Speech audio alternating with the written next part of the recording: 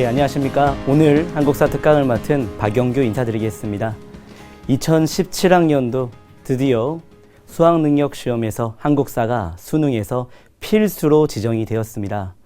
수능 필수 한국사에 대한 많은 궁금함이 있을 텐데 여러분들은 어떠한 해결책이 있습니까? 오늘 한국사에 대한 정확한 정보와 그리고 그에 따른 해결책을 준비해 보고자 합니다. 자, TBS 기적의 TV 상담받고 대학가자에서 한국사 이렇게 준비하자 함께 시작해 보도록 하겠습니다.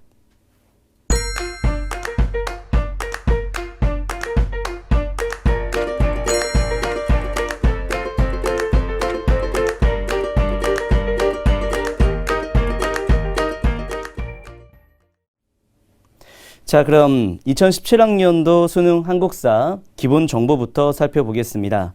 2016학년도 수능 한국사와 자, 어떻게 달라졌는지를 항목별로 살펴보겠습니다. 화면 보면서 설명드리겠습니다. 자, 2017학년도 자, 이제 여러분들이 봐야 될 시험은요. 2016학년도 수능 한국사 어떻게 다르냐면요. 먼저 필수 과목으로 지정되었다라는 겁니다. 수능 필수 과목이기 때문에 문항 난이도는 예전보다 훨씬 평이하게 출제하겠다고 평가원에서 발표하였습니다. 문항수와 배점, 시험 시간은 같습니다. 하지만 성적 보고에서 엄청난 큰 차이를 느낄 수 있을 텐데요. 절대평가제입니다. 9등급 절대평가로서 40점 이상이 나오면 1등급이고 자, 39점에서 35점은 2등급 그리고 5점씩 떨어질수록 등급이 낮아진다라고 보시면 되겠습니다. 2016학년도와의 차이점을 보시면요. 2016학년도에서는 선택 과목 중에 하나였기 때문에 이 상대평가인 상황에서 고난이도 문제를 출제할 수밖에 없었습니다. 변별력을 높일 수밖에 없었다는 건데요. 그래서 1등급은 4%, 2등급은 11%. 따라서 최상위권 학생들이 많이 선택하는 그런 한국사 과목이었습니다. 자, 그렇다면 이 수능 한국사 대학별로 어떻게 반영하고 있는지 상황을 확인해 보도록 하겠습니다. 자, 2017학년도 수능 한국사 주요 대학 위주로 인문계, 자연계로 나누어서 자료를 한번 봐보도록 하겠습니다. 자, 먼저 인문계는요. 서울대를 비롯한 연세대, 고려대, 서강대, 성균관대, 한양대, 중앙대, 이화여대 등등의 대학들이 인문계는 4등급, 서울대는 4등급을 기준으로 해서 그 이하는 감점을 주는 방식이 되었고요.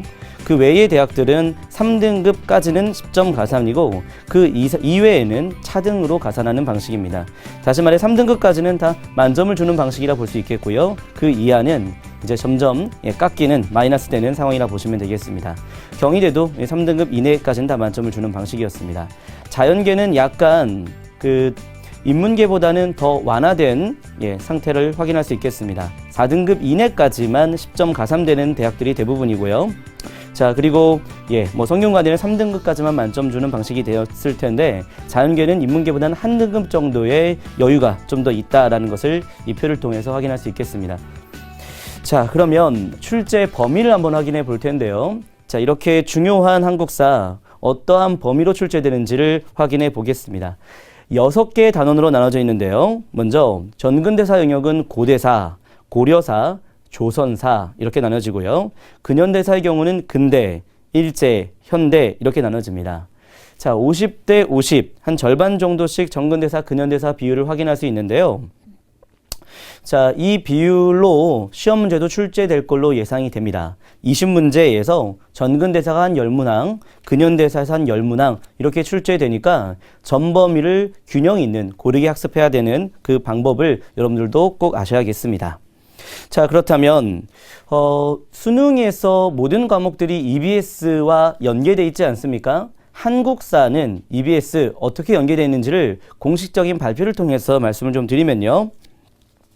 수능 한국사는 학습 부담을 줄이기 위해서 기존의 수능 특강과 수능 완성 두 책을 연계 교재로 활용했다면 한국사만 수능 특강 교재만 연계 교재로 채택을 하였습니다. 다시 말해 한국사 과목만 수능 특강 하나의 교재에서 문제가 출제된다.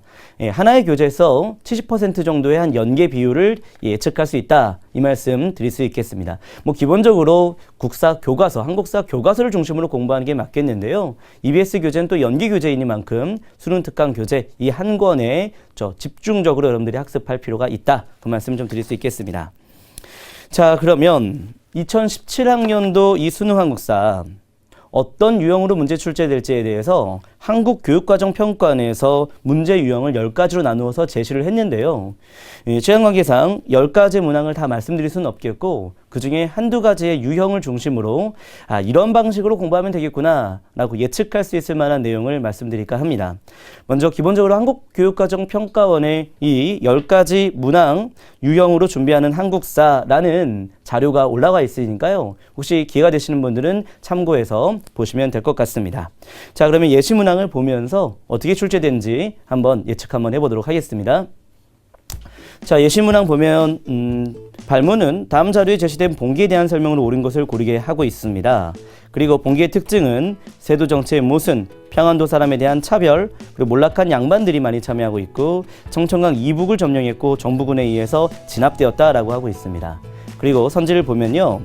이러한 봉기가 무엇이냐라고 하는 건데 1번부터 5번에서 바로 홍경래의 난임을 우리가 알 수 있겠는데요. 홍경래의 난은 여러분들 아주 기본적인 내용입니다. 자, 잠깐 저를 좀 보면서 말씀 좀 드릴게요. 보시면 알겠지만 자, 수능 한국사 예시 문항을 통해서 우리가 확인해야 될 것은 뭐냐면 굉장히 많은 정보들을 다양하게 섭렵하는 것보다 핵심 개념을 정확하게 알고 그 다양한 개념들을 그 핵심 개념과 연결시킬 수 있는 그 능력을 요구하고 있다는 겁니다. 그러니까 지엽적인 많은 내용을 열거해서 암기하는 것이 아니라 그 많은 역사적 사례들을 토대로 해서 가장 대표적인 시대의 특징을 파악하는 그런 형태의 문제가 출제된다는 것을 확인할 수 있겠습니다. 혹시 한국을 빛낸 100명의 위인들이라는 노래 들어보셨나요? 여기에도 이런 내용이 나와요. 못 살겠다 홍경래 이런 가사가 있습니다. 그 홍경래의 난을 이렇게 문제로 출제하고 있다는 겁니다. 자, 그러면 예전엔 어떻게 출제됐는지 화면을 보면서 다시 말씀드릴게요. 자, 예전에는 홍경래의 난과 관련된 문제였습니다. 다음 수행평가 과제에 따라 작성한 보고서에 들어갈 지역과 탐구 주제 적절하지 않은 거 골라보는 건데요.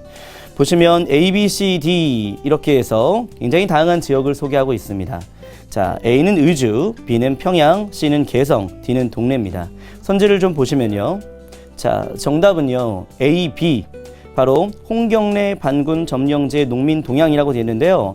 선생님, A 지역은 청천강 이북이기 때문에 홍경래 반군이 점령하지 않았습니까? 그런데 홍경래의 난이 청천강 이북까지만 활동을 했거든요. 그렇기 때문에 B에서는 볼 수가 없기 때문에 1번은 틀린 선지가 된 겁니다. 자, 그러면 잠깐 저를 좀 보시면서 다시 말씀 좀 드릴게요.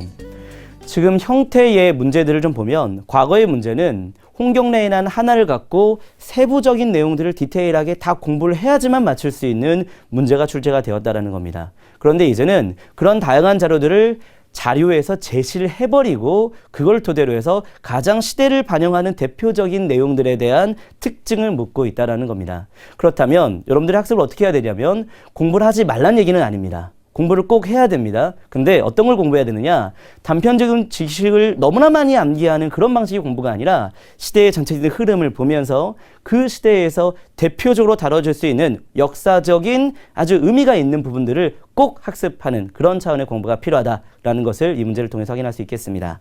자, 그러면 다음 문항 살펴보도록 할게요. 이 문항은 이제 근현대사와 관련된 예시 문항인데요.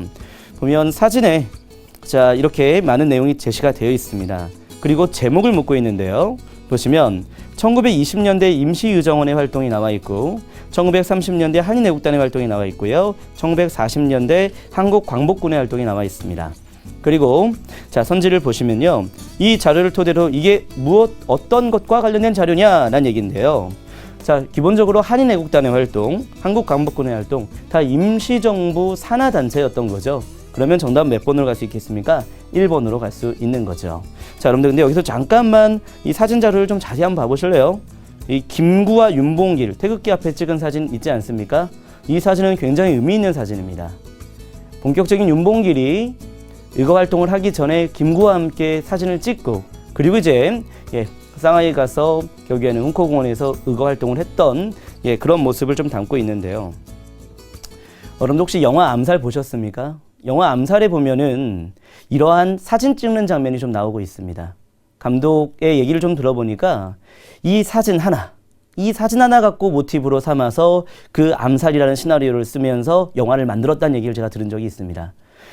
결국에는 역사적 사건, 그리고 역사적인 사진, 그리고 관련된 모든 이러한 역사에서 다뤄지는 이러한 자료들이 굉장히 우리의 삶을 많은 것을 시사해주고 있다라는 생각을 좀 기억할 수 있겠습니다.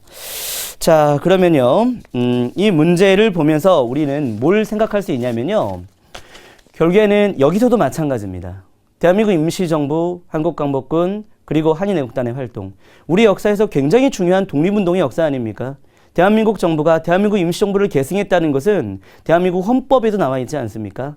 그런 만큼 역사에서 아주 의미 있는 대표성을 띠는 부분들은 절대 놓치지 않고 깊이 있게 학습을 해야 된다라는 말씀을 좀 드릴 수 있겠네요.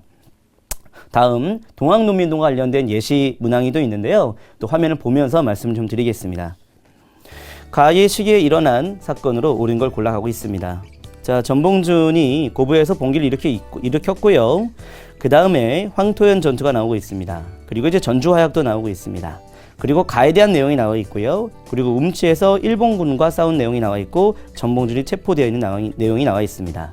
그러면 요 사이 가에 들어갈 내용을 골라야 되는데요. 보시면 동학농민운동 전개 과정 중에 청일전쟁이 발발되거든요. 당시 일본이 경복궁을 점령했고 그리고 이제 청군과 일본군이 국내에서 충돌하는 청일전쟁이 발발했던 내용을 확인할 수 있겠습니다. 근데 나머지 선지들을 보면은요, 병인양요, 강화도 조약, 을사늑약, 국권 상실, 사실 동학농민운동 그 시기하고는 전혀 거리가 먼 선지들이 나와 있습니다. 그렇다면 시대의 흐름을 살펴보면서 그 시대에 볼 수 있는 일들을 머릿속에 좀 확인하면서 공부해야 한다는 것을 확인할 수 있겠습니다. 자, 그러면요, 지금까지 살펴본 예시 문항을 통해서 저는 이런 결론을 내릴 수 있을 것 같습니다. 자, 결국에는 한국사 범위는 넓습니다. 근데 문제는 솔직히 말하면 지금 문제 쉽게 풀리지 않습니까? 사실 중학교 수준의 형태의 문제란 느낌을 좀 받기도 하겠습니다. 그렇다고 공부가 필요 없다 이렇게 말씀드릴 수는 없겠고요. 핵심 개념입니다. 그 시대에 나타나는 그 핵심 개념, 또 시대의 전개 과정, 그 시대의 흐름 속에서 핵심 개념을 살펴보는 것이 필요하다 이런 말씀 좀 드릴 수 있겠네요. 자, 여러분들 그 2017학년도부터 수능 한국사 필수 지정된 것은요, 저 개인적으로 제 생각을 잠깐 말씀드리면요, 이 부분은요, 대한민국의 굉장한 미래를 밝게 해주는 좋은 정책이라는 생각이 듭니다. 여러분, 문과건 이과건 예체능이건 관계없이 한국사를 누구나 다 공부하는 상황이라면 그 한국사 공부를 토대로 해서 본인의 삶, 본인의 직업, 그리고 또 우리나라의 대한민국의 미래를 이끌어갈 많은 차세대 주자들이 이 역사를 바탕으로 생각하고 고민하고 결정하지 않겠습니까? 그리고 굉장히 의미 있는 저는 이 입시제도의 변화라고 생각을 합니다. 그러한 한국사 어떻게 공부해야 될까? 그 전략을 말씀드리도록 하겠습니다. 자, 학습 전략에 대한 얘기인데요. 이 학습 전략은 기본 정보를 토대로 해서 본인만의 전략을 세워야 되는 건데요. 제가 말씀드리는 전략은요, 사람마다 다를 수 있지만 이런 식으로 공부하면 굉장히 고3 시절, 수험생활 이 시절을 효율적으로 보낼 수 있겠다라고 생각해서 고민을 많이 한 끝에 말씀을 드리는 부분입니다. 자, 먼저 첫 번째는요, 시간 절약이 관건입니다. 시간을 절약해야 됩니다. 수능 한국사 기본 소양 과목입니다. 그래서 시간을 너무나 많이 투자를 하게 되면은요, 여러분 어떤 특징이 좀 나타나게 되냐면요, 결국에는 입시에서 당락을 좌우하는 국어, 영어, 수학의 시간을 뺏길 수 있다라는 말씀을 드릴 수 있어요. 그래서 한번 공부를 해낼 때, 그때 제대로 공부해야 되겠지만 그 공부를 너무나 많은 시간을 할애하는 것은 효율적이지 않다라고 생각합니다. 그래서 한번 공부할 때 집중력을 갖고 그때 최대한의 시간에 효과를 발휘할 수 있는 그런 공부를 하시는 게 필요하다 말씀드릴 수 있겠습니다. 자, 그래서 저는 개인적으로 이 겨울방학 이 시간에 공부하는 것을 좀 추천합니다. 학기가 시작되면 공부할 게 굉장히 많아지잖아요. 그래서 겨울방학 때 전체적인 한국사의 흐름, 만약에 전근대사와 근현대사 둘 중에 약간 근현대사가 약하다 싶으면 근현대사부터 공부해도 괜찮습니다. 전근대사가 약하다면 전근대사부터 공부하는 것도 괜찮고요. 다 공부하겠다 싶으면 그렇게 해도 괜찮습니다. 근데 본인이 정하십시오. 이 부분은 이 기간 안에 끝내겠다. 그래서 지금부터는 여러분들 한국사만큼은 진도에 따라서 공부하는 게 아니라 시간을 정해놓고 공부하는 게 굉장히 필요하다 생각을 합니다. 왜냐하면 아까 전에도 봤듯이 문항의 수준이 그렇게 높지 않잖아요. 하지만 핵심 개념은 꼭 공부해야 한다면 공부는 어차피 해야 되기 때문에 제한된 시간 내에 최고의 효과를 발휘할 수 있는 그런 학습을 하시는 게 좋겠다. 그것 하나 추천하고 싶겠고요. 자, 그 다음에 두 번째. 자, 한국사 과목은 필수 소양 과목이기 때문에 누구나 다 공부를 합니다. 그리고 누구나 다 고득점이 나올 수 있는 과목으로 아마 출제가 될 걸로 예상이 됩니다. 그렇기 때문에 이것을 미리 끝내놓는 게 좋겠다라고 생각이 들어요. 만약에 본인만 공부를 안 했다 싶으면요. 뒤로 가면 갈수록 좀 불안해질 수 있어요. 그래서 어느 정도 한국사에 대한 전반적인 흐름은 좀 미리 끝내주는 게 좋겠다 싶습니다. 자, 만약에 공부가 전혀 안 된 상태예요. 근데 이건 해야 돼요. 자, 뭐 점수가 나쁘진 않지만 그래도 한 30점대 이상 될 때도 있고 안 될 때도 있는 상황이라면 좀 불안해질 수 있지 않겠습니까? 뒤늦게 공부하다 보면 결국 여러분들이 전략적으로 투자해야 될 시간에 다른 과목에 투자를 못한다라는 말씀을 드릴 수 있는 거예요. 그러니까 최대한 겨울방학을 활용하시고요. 그리고 3월, 4월 좀 시간을 쪼개가지고 공부해 보는 것도 좋겠는데 만약에 2학기 이후에 본격적으로 공부를 시작한다라고 한다면 한국사 공부는 잘 될 수 있겠지만 다른 과목에 영향을 미칠 수밖에 없다는 말씀 드릴 수 있겠습니다. 일찍 끝내는 것이 다른 과목의 부담을 줄일 수 있다는 것인데요. 그것 꼭 참고하시면 좋겠습니다. 자, 그리고 세 번째는요. 반드시 중간 점검을 하셔야 되는데요. 중간 점검. 이것 저는 제가 제일 한국사 공부하는 데 있어서 강조하는 방법입니다. 여러분들 공부를 좀 했어요. 전범이 다 공부를 했어요. 그럼 그걸 계속 해야 되느냐에 대한 의문을 가질 수 있잖아요. 그렇기 때문에 중간에 보는 시험, 아마 3월 달부터 매달 모의고사를 볼 텐데요. 특히 6월 달과 9월 달은 한국교육과정 평가원에서 출제하는 그 문제를 다룰 것입니다. 그 문제에 본인의 기준을 맞추시는 거예요. 만약 그 문항에서 50점 만점 중에 한 35점에서 40점 정도가 나온다라고 한다면 지금까지 했던 내용들을 계속해서 확인하면서 유지하면 되는 겁니다. 그런데 만약에 30점에서 25점 정도 나온다라고 하면 이러면 본인만 감점을 맞을 수 있는 상황도 나타날 수 있는 거 아닙니까? 그러니까 이 평가원 모의고사, 이 모의고사를 기준으로 본인이 어디에도 공부를 해야 되는지 그리고 어느 정도의 시간을 투자해야 될 것인지를 본인만의 기준을 정하셨으면 좋겠다 싶어요. 만약에 점수가 고득점인 상황에서는 계속 깊이 있게 공부할 필요는 저는 없다라고 생각이 드는데요. 그래서 이 평가 모의고사를 비롯한 이 모의고사의 기준을 좀 맞췄으면 좋겠는데요. 근데 여러분들 교육청 모의고사도 있고 사설 모의고사도 있습니다만 평가원에서 출제하는 그 6월과 9월 문제가 실제 수능하고 직접적으로 연결된다라고 생각하셔도 과언은 아닙니다. 평가원의 기준을 좀 맞추시는 게 필요하다. 그래서 6월, 9월을 신중하게 풀어보시는 게 좋겠다. 그 말씀 좀 드릴 수 있겠습니다. 자, 그리고요. 교재를 단권화하는 학습이 필요합니다. 교재. 먼저 교재는 여러분이 갖고 있는 국사 교과서, 이 한국사 교과서 이 한 권과 그다음에 EBS 수능 특강 이 교재 중심으로 공부하는 게 좋겠습니다. 문제는 다양하게 풀어보는 것도 좋긴 하겠지만 그래도 개념이 정확하게 잡혀야 문제도 풀 수 있는 거기 때문에 개념은 최대한 다양한 책들을 통해서 공부할 것이 아니라 한 권의 책으로 단권화시키는 것이 시간을 단축할 수 있는 효과적인 방법이라 말씀드릴 수 있겠어요. 그래서 EBS 수능 특강을 좀 다양한 방식으로 입체적으로 이렇게 학습하라는 말씀을 드릴 수 있겠습니다. 자, 그리고요, 함께 즐겨라. 이 얘기를 좀 제가 드리고 싶은데요. 무슨 얘기냐면, 한국사를 공부로서만 생각하지 마시고요. 한국사는 내가 살아가는 데 있어서 방향을 제시하는 하나의 이종표 역할을 한다라고 생각하는 것도 굉장히 좋겠습니다.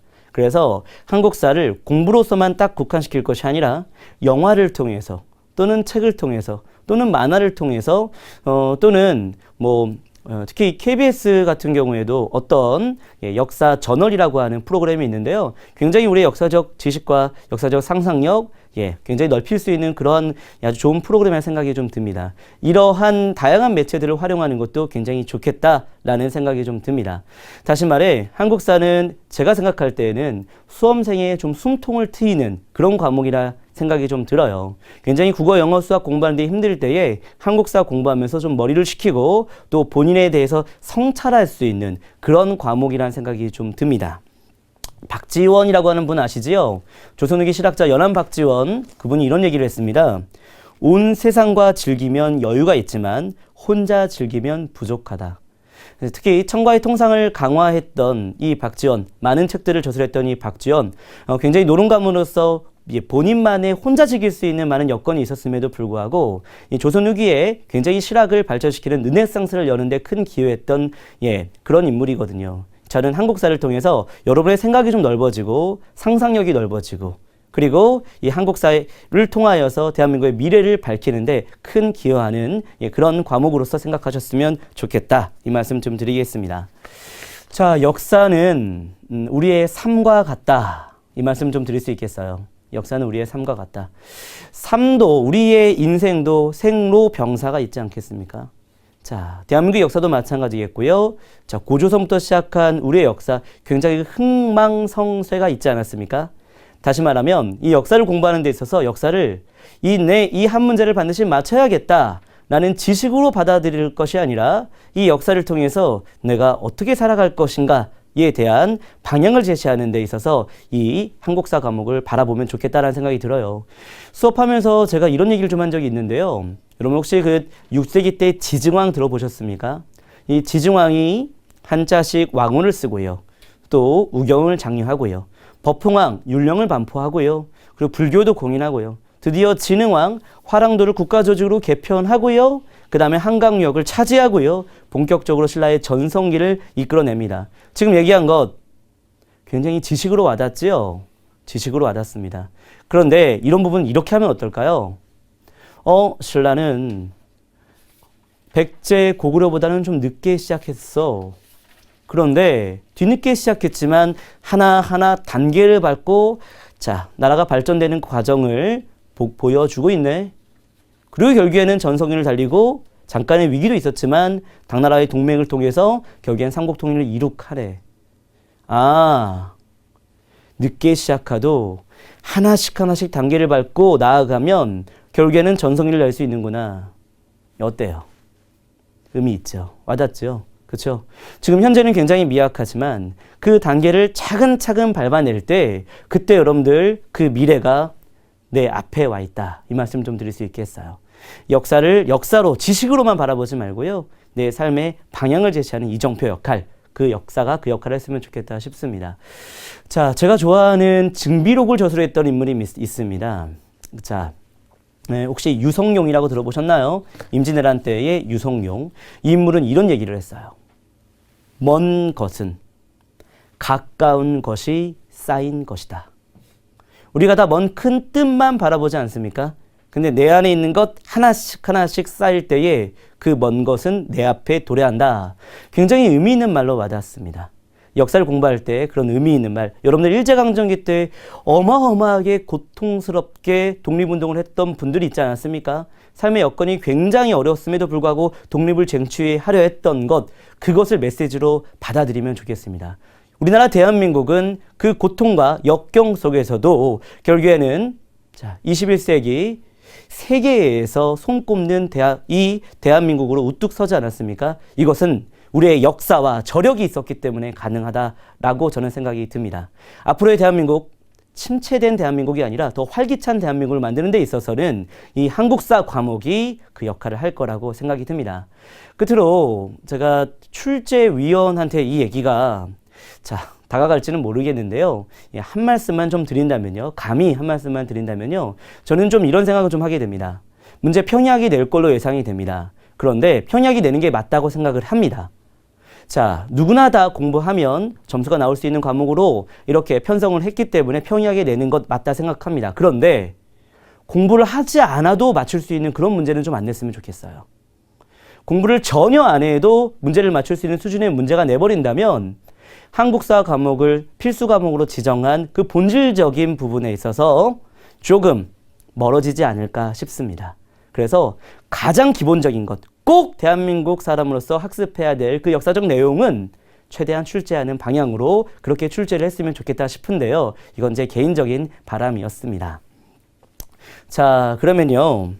지금까지 2017 학년도 수능 한국사 기본정보와 학습 전략에 대해서 우리가 알아보았습니다.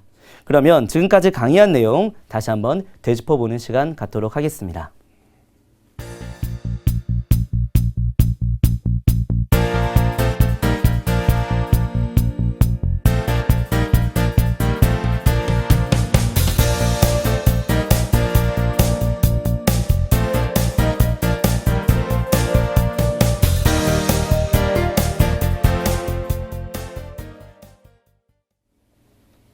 예, 오늘은 한국사에 대한 수능 필수 한국사에 대한 전반적인 설명을 좀 드렸습니다. 특히 기본 정보는 그 누구도 이 기본 정보에 대해서는 생각이 다를 수가 없었습니다. 그런데 학습 전략과 관련돼서는 제가 생각할 때 한국사 이렇게 공부하면 좋겠다 라는 부분의 전략이었으니까 참고하시면 좋을 것 같고요. 자, 그리고요. 한국사는요. 앞으로 여러분들이 고등학교를 졸업한 이후에도 많이 활용할 가능성이 높습니다. 많은 기업들과 특히 임용에서도 한국사 능력검정시험 3급을 필수로 하고 있고 공무원 시험에서도 한국사가 필수 과목으로 되어 있는 만큼 지금 기본적으로 공부를 좀 잘해 놓으면 굉장히 나중에도 활용할 가치가 있다 이 말씀 드릴 수 있겠습니다. 자, 이 내용을 통해서 여러분들 이제 어떻게 한국사를 공부해야 되는지 큰 그림이 잡혔는지 모르겠습니다. 자, 오늘 강의가 여러분이 한국사에 대해서 자신감을 가질 수 있는 계기가 되었으면 좋겠고요. 자, 오늘 저의 강의는 여기서 마치도록 하겠습니다. 이어서 사회문화의 새로운 별, 배인영 선생님의 강의가 이어지니 끝까지 함께해 주시기 바랍니다. 여러분 감사드립니다. 예비 고3 생활을 위한 길라잡이